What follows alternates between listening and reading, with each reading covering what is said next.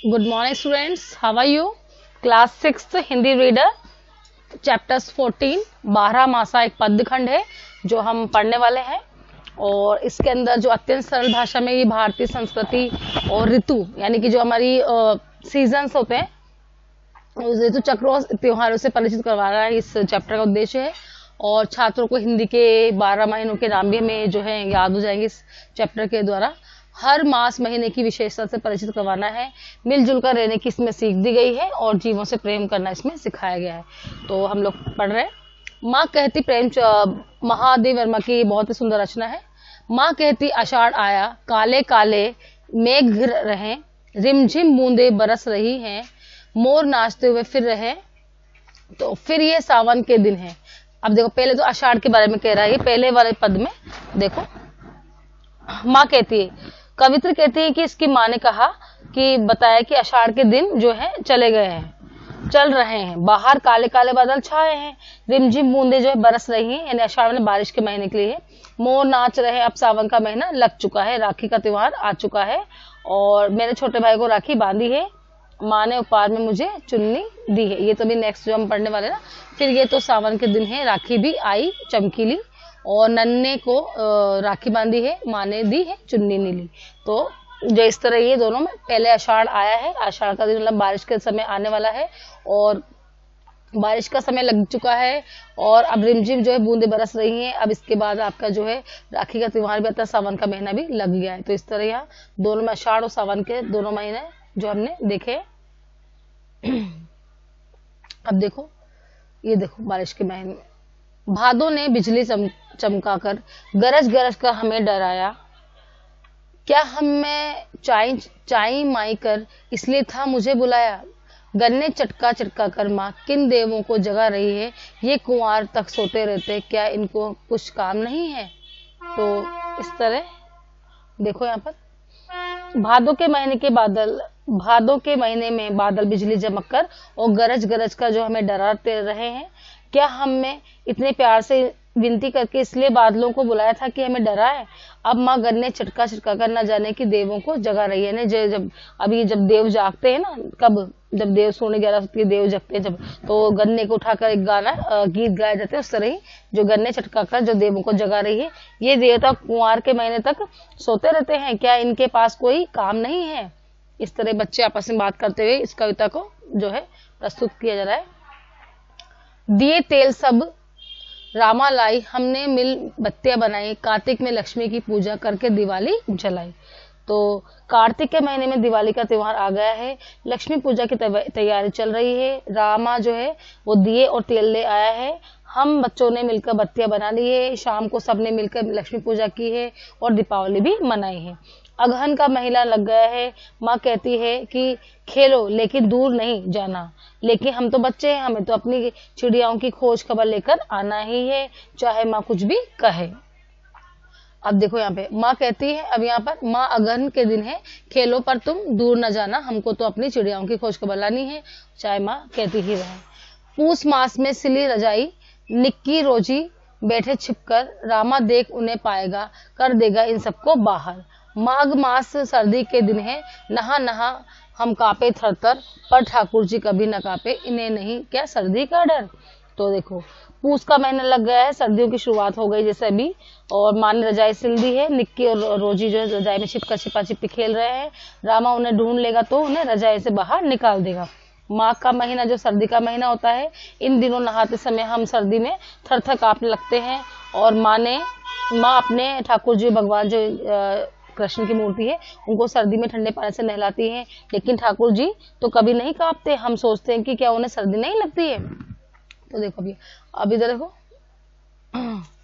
फागुन आया होली खेली, गुंजिया खाई जन्म मनाया, क्या मैं पेट चीर कर निकाली या तारों से मुझे बुलाया, चेत आ गया चीती गाओ, माँ कहती बसंत आया, नए नए फूल पत्तों से जो है बाग हमारा लहराया।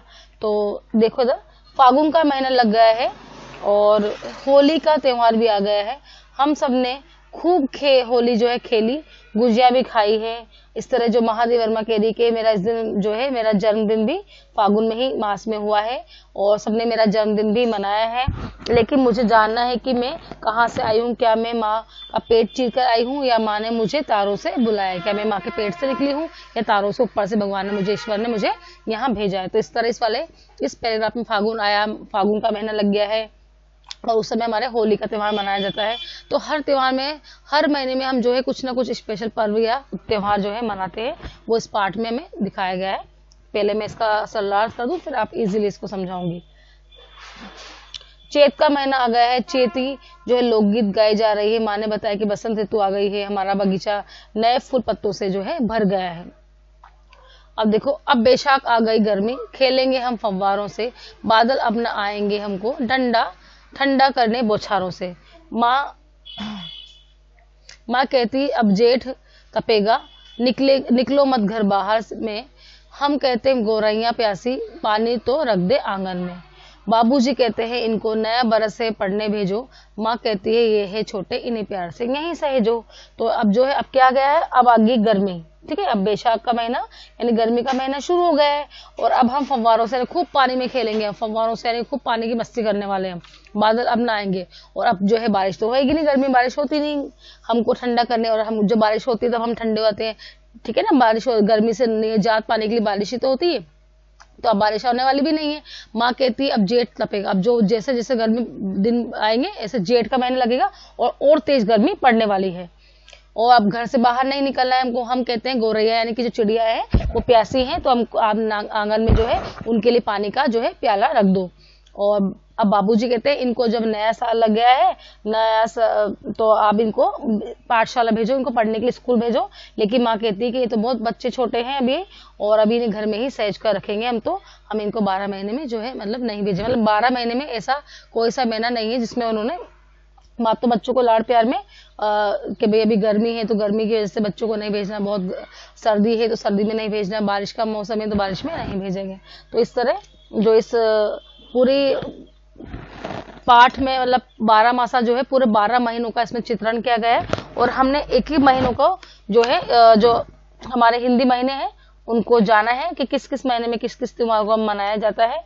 और यहाँ पे देखो इस पार्ट में जो है ऋतुओं का भी है कि गर्मी में जो है क्या होता है, गर्मी में हम पानी से खेल सकते हैं, आइसक्रीम खा सकते हैं, तरबूज आम जो है वो खा सकते हैं हम लोग, स्कूल की छुट्टियां भी होती है इस गर्मी में, बारिश में जो है वन ऊपर में हरियाली होती है, रक्षाबंधन और तीज जन्माष्टमी का त्योहार मनाया जाता है, शरद ऋतु में जो थोड़ा सा आसमान में खिली हुई धूप आती है, नवरात्र स्टार्ट होते हैं, विजय लक्ष्मी का जो त्योहार होता है जो बीत चुका है अभी, और हेमंत ऋतु है जो उसमें दिन छोटे और रातें बड़ी होती है, धान की फसल कटती है, दिवाली का त्योहार आता है, शिशिर है उसमें भीषण सर्दी होती है, गुड़ गजक क्रिसमस का त्योहार हम जो है मनाते हैं, बसंत ऋतु में फलों से भरे बाग बगीचे देखते हैं, बसंत पंचमी का भी त्योहार आता है। ये मैंने आपको एक्स्ट्रा नॉलेज दी है कि जो है आप लोगों को इस पार्ट में 12 महीने के जो भी ऋतु हैं उनको भी मैंने इसमें बताया है आपको। और जो ये पूरे 12 महीने जो त्योहार इसमें बताए हैं, जैसे मैं इसको एक बार दोबारा से आपको बताना चाह रही हूँ। देखो पहले तो क्या था, आषाढ़, ठीक है, उसके बाद सावन आया, सावन के बाद देखो भादो लग गया, भादो के बाद देखो यहाँ पर अगन आया था, फिर उसके बाद जो है हमने कार्तिक मनाया, फिर कार्तिक के पहले कार्तिक के बाद अगन आया है, फिर पूस आ गया, फिर माघ, फिर उसके बाद चैत आ गया। ये देखो यहाँ चैत्र का महीना है, एक सेकेंड, फागुन के बाद चैत आ गया है, फिर बैसाख आ गया है, और इस तरह पूरे जो है 12 महीने जो हमारे पूरे इस तरह बीते हैं और मनाए हैं हमने। हर महीने में कुछ ना कुछ त्योहार हम लोग जो है मनाते ही हैं। तो 12 मासा कविता जो महादेव वर्मा द्वारा बालपन में लिखी गई है बचपन की, और इसमें बच्चों की जैसे सरल और सहज भाषा में भारतीय संस्कृति, बदलती ऋतुओं और उन ऋतुओं के प्राकृतिक सौंदर्य, संबंधित पर्वों और बालपन के क्रियाकलापों का परिचय दिया गया है। तो प्रस्तुत कहानी में पूरे हिंदी की जो 12 महीनों का भी हमें इसमें परिचय मिलता है। ठीक है, तो आप लोगों ने ध्यान लिया है और एक इसको पोस्ट करके आप लोग इसकी वीडियो सुन लेंगे और एक पद्य रचना है, तो बच्चों आप लोग इसको ध्यान से पढ़ेंगे। Okay, bye.